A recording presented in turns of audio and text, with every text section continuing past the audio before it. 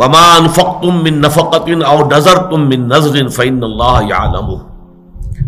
جو بھی تم اللہ کی راہ میں خرچ کرتے ہو اور جو بھی نظر تم مانتے ہو یا نظر گزرانتے ہو اللہ کی جناب میں، تو اللہ کے وہ علم میں ہوتا ہے۔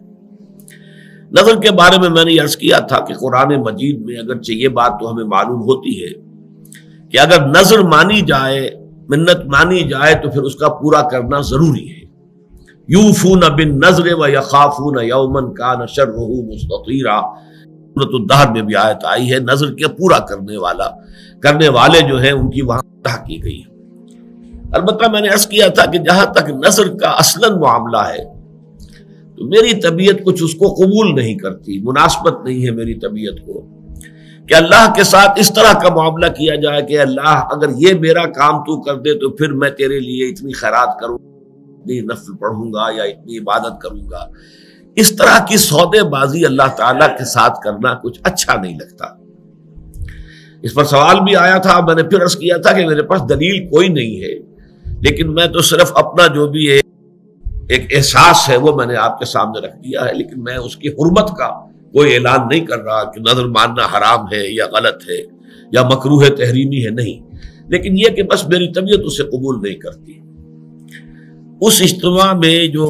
حضرات موجود تھے ان میں سے ہمارے ایک عزیز نے پھر مجھے حدیث نبوی جو ہے وہ پہنچا دی، جس سے کہ میرے اس خیال اور احساس کی پوری تائید ہو گئی۔ یہ حدیث قدسی ہے، یہ میں اب آپ کو پڑھ کر سنا رہا ہوں۔ یہ حدیث قدسی جو ہے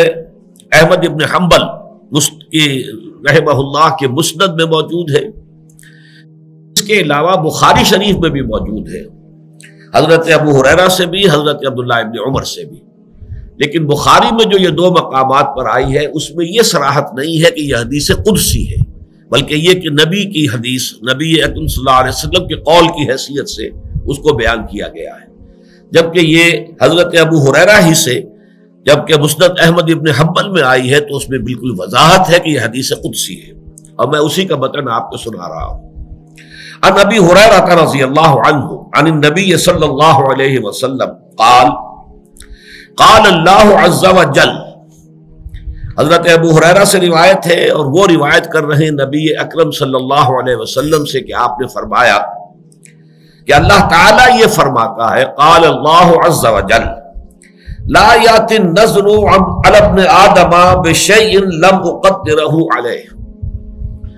نظر ماننے کی وجہ سے ابن آدم کو کوئی ایسی شے نہیں ملتی جو میں نے پہلے سے اس کے لیے مقدر نہ کر دی ہو، یا نظر کا ماننا نہ ماننا اس اعتبار سے گویا کہ بالکل برابر ہے۔ اللہ تعالیٰ نے جو بات پہلے سے طے کی ہوئی ہے اس نظر کی وجہ سے اس پہ کوئی تبدیلی نہیں ہوگی۔ فرمایا قال اللہ عز وجل لا یأتی النذر علی ابن آدم بشیء لم اقدرہ علیہ ولکنہ شیء استخرج بہ من البخیل یؤتینی علیہ ما لا یؤتینی علی البخل، لیکن یہ ایک ایسی شکل ہے نظر کی کہ جس کے ذریعے سے میں بخیل کے مال میں سے کچھ نکلوا لیتا ہوں۔ اگر یہ بخل جو ہے اس کے اوپر مسلط رہے اور وہ نظر نہ مانے تو وہ مال نہیں نکالے گا، وہ نہیں صدقہ و خیرات۔ نظر کے حوالے سے کم یہ کہ کچھ غرباء کا، کسی مساکین کا کوئی فائدہ ہو جاتا ہے، بھئی یہ فائدہ ہے، باقی جہاں تک میری تقدیر ہے، میرا فیصلہ ہے، وہ اپنی جگہ برقرار رہتا ہے۔ تو اس سے بہرحال